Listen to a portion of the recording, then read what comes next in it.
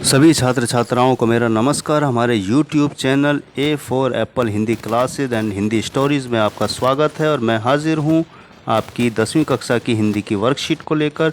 Worksheet number है 16 और date आपकी है 11 अगस्त 2021। प्यारे बच्चों, आज हम भारतीय स्वतंत्रता संग्राम के इतिहास में प्रसिद्ध तुम मुझे खून दो मैं तुम्हें आज़ादी दूंगा का नारा देने वाले महान क्रांतिकारी श्री सुभाष चंद्र बोस के बारे में वर्णित पाठ नेताजी का चश्मा पर बात करेंगे। जैसा कि आपको पता ही है, इस पाठ के लेखक प्रसिद्ध कहानीकार स्वयं प्रकाश जी हैं। क्या आपको नहीं लगता कि नेताजी के बारे में बात हो और उससे पहले लेखक स्वयं प्रकाश जी के बारे में जान लेना चाहिए? तो प्यारे बच्चों, जो भी हम कहानी पढ़ते हैं, कविता पढ़ते हैं, तो किसने वो लिखी है उसके बारे में भी हमें जानकारी होनी चाहिए। तो आज जो हम पाठ पढ़ने जा रहे हैं, नेताजी का चश्मा, और जिन्होंने इस पाठ को लिखा है स्वयं प्रकाश, उनके बारे में जानते हैं। पहले, हिंदी समकालीन साहित्य में महत्वपूर्ण स्थान रखने वाले साहित्यकार स्वयं प्रकाश जी का जन्म 1947 में इंदौर मध्य प्रदेश में हुआ था। तो जो लेखक हैं स्वयं प्रकाश, उनका जन्म मध्य प्रदेश इंदौर, मध्य प्रदेश में एक जगह है इंदौर, 1947 में हुआ था। उनका बचपन राजस्थान में बीता। मैकेनिकल इंजीनियरिंग में पढ़ाई करके एक औद्योगिक प्रतिष्ठान में नौकरी की, यानी मैकेनिकल इंजीनियर की उन्होंने पढ़ाई की और एक इंडस्ट्री में काम किया। सेवानिवृत्ति के बाद वे भोपाल में रहते हैं और वसुधा पत्रिका के संपादन से जुड़े हैं। तो अब वो भोपाल में रहते हैं। वसुधा एक बहुत पुरानी और प्रसिद्ध मैगज़ीन है हिंदी की, उसी के संपादन यानी एडिटर के कार्य में लगे हैं। उनके 13 कहानी संग्रह प्रकाशित हैं, जिनमें आएंगे अच्छे दिन, आदमी जात का आदमी, सूरज कब निकलेगा, संधान, बीच में विनय और ईंधन उनके चर्चित उपन्यास हैं। उन्हें पहल सम्मान, बनमाली सम्मान, राजस्थानी साहित्य अकादमी पुरस्कार से सम्मानित किया जा चुका है। इनकी भाषा आम बोलचाल की खड़ी हिंदी है। इन्होंने तत्सम, तद्भव एवं देशज शब्दों के साथ आगत शब्दों का भी प्रयोग किया है।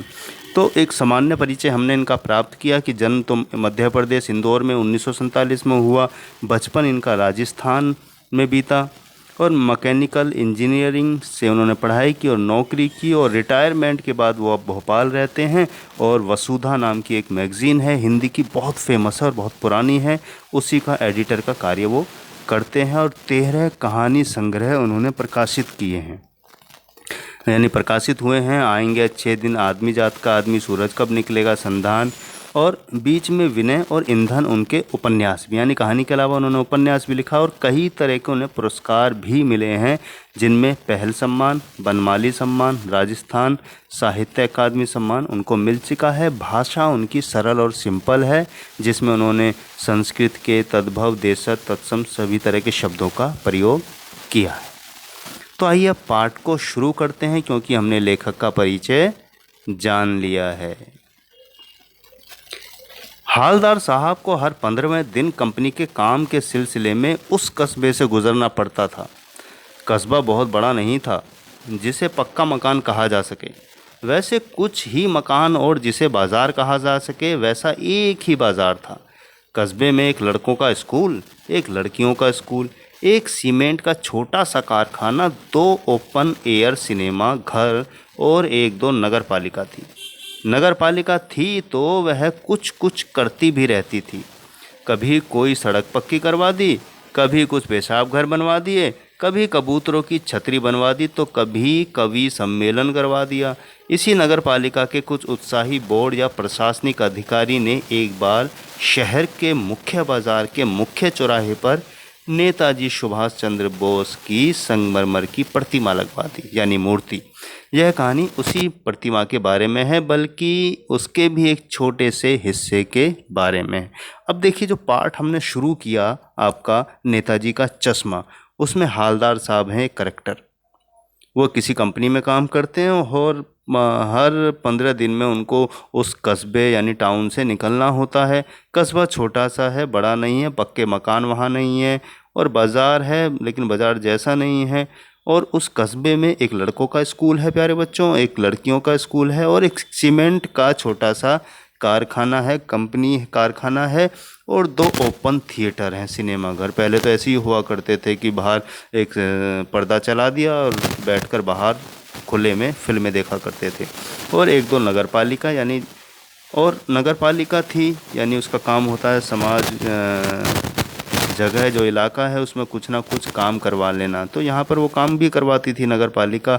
सड़क खराब है तो वो पक्की करवा दी, कुछ पेशाब घर बनवा दिए, कबूतरों की छतरी बनवा दी, और कभी कभी कवि सम्मेलन भी करवा दिया। तो ऐसे ही नगर पालिका के किसी अधिकारी ने एक बार शहर के बाजार में मुख्य चौराहे पर बीचों बीच नेताजी की मूर्ति लगवा दी। और ये कहानी प्यारे बच्चों हमारे उसी मूर्ति के बारे में है। तो हमने एक छोटा सा इंट्रोडक्शन यहाँ प्राप्त किया इस कहानी का, और ये भी जाना कि हालदार साहब इसमें हैं। तो इसी अनुच्छेद के आधार पर निम्नलिखित प्रश्नों के उत्तर हमें देने हैं। पहला प्रश्न, स्वयं प्रकाश जी की रचनाओं के नाम लिखने हैं। दूसरा है, नेताजी ने कौन सा प्रसिद्ध नारा दिया। तीसरा है, हालदार साहब किस सिलसिले में कस्बे से गुजरना पड़ता था। चौथा है, गद्यांश के अनुसार नगर पालिका के क्या कार्य होते हैं। और पांचवा है, नगर के चौराहे पर नेताजी की प्रतिमा किसने लगवाया था। तो आइए शुरू करते हैं इन प्रश्नों के उत्तर। तो हमारा पहला प्रश्न है प्यारे बच्चों कि स्वयं प्रकाश जी की रचनाओं के नाम लिखिए। तो जैसा कि वर्कशीट में दिया गया है कि उनकी रचनाओं के जो नाम हैं, आएंगे अच्छे दिन, आदमी जात का आदमी, सूरज कब निकलेगा, संधान उपन्यास हैं उनके, बीच विनय में मतलब बीच में विनय, और ईंधन आदि स्वयं प्रकाश जी की रचनाएं हैं। प्रश्न 2 है, नेताजी ने कौन सा प्रसिद्ध नारा दिया था। तो उत्तर है, तुम मुझे खून दो मैं तुम्हें आज़ादी दूंगा। ये उनका बहुत ही प्रसिद्ध नारा है। तो तीसरा हमारा प्रश्न है प्यारे बच्चों कि हालदार साहब को किस सिलसिले में उस कस्बे से गुजरना पड़ता था। तो उत्तर है, हालदार साहब को कंपनी के काम के सिलसिले से उस कस्बे से गुजरना पड़ता था। प्रश्न 4 है कि गद्यांश के अनुसार नगर पालिका के क्या कार्य होते हैं। तो उत्तर है, सड़क पक्की करवाना, पेशाब घर बनवाना, कबूतरों की छतरी बनवाना, कवि सम्मेलन करवाना, नेताजी सुभाष चंद्र बोस की प्रतिमा लगवाना, यानी कि उन्होंने लगवाई। तो हमारा तीसरा ये चौथा प्रश्न हुआ। पांचवा और अंतिम प्रश्न हमारा है कि नगर पालिका के चौराहे पर नेताजी की प्रतिमा किसने लगवाया था। उत्तर है कि नगर पालिका के चौराहे पर नेताजी की प्रतिमा प्रशासनिक अधिकारी ने लगवाई थी या लगवाया था।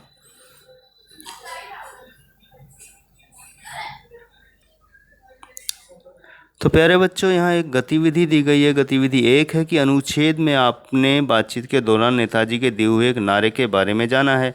इसी प्रकार उनके द्वारा दिए नारों का पता लगाइए और उन्हें यहाँ लिखिए। तो प्यारे बच्चों, ये आप इंटरनेट से भी खोज कर लिख सकते हैं। तो ये आपको स्वयं करना है। मैंने जानबूझकर इसके उत्तर यहाँ नहीं लिखा है। तो गतिविधि हमारी 2 है कि जिस प्रकार इस गद्यांश में नगर पालिका के बारे में वर्णन किया गया है, उसी प्रकार आप 80 से 100 शब्दों में अपने गांव कस्बे का वर्णन कीजिए। तो ये नगर पालिका के क्या कार्य होते हैं, या आपके क्षेत्र में एमएलए है, विधायक है और निगम पार्षद है, इनका क्या काम है। इनका काम यही है प्यारे बच्चों कि सड़कें ठीक करवाना है, गलियों की नालियाँ ठीक करवाना है, बारात घर बनवाना है, इसी तरह की कोई और जो भी पानी की समस्या है या इस तरह की समस्या है उनका ध्यान रखना और इन सब की देखभाल करना, यानी कि अपने इलाके की सुविधाओं का ध्यान रखना कि जनता को किसी तरह की परेशानी तो नहीं हो रही है। इस तरह के कार्य हमारे इलाके में होते हैं। आप भी पता करके अपने अनुभव के आधार पर या अपने घर वालों से पता कर ये लिखिएगा।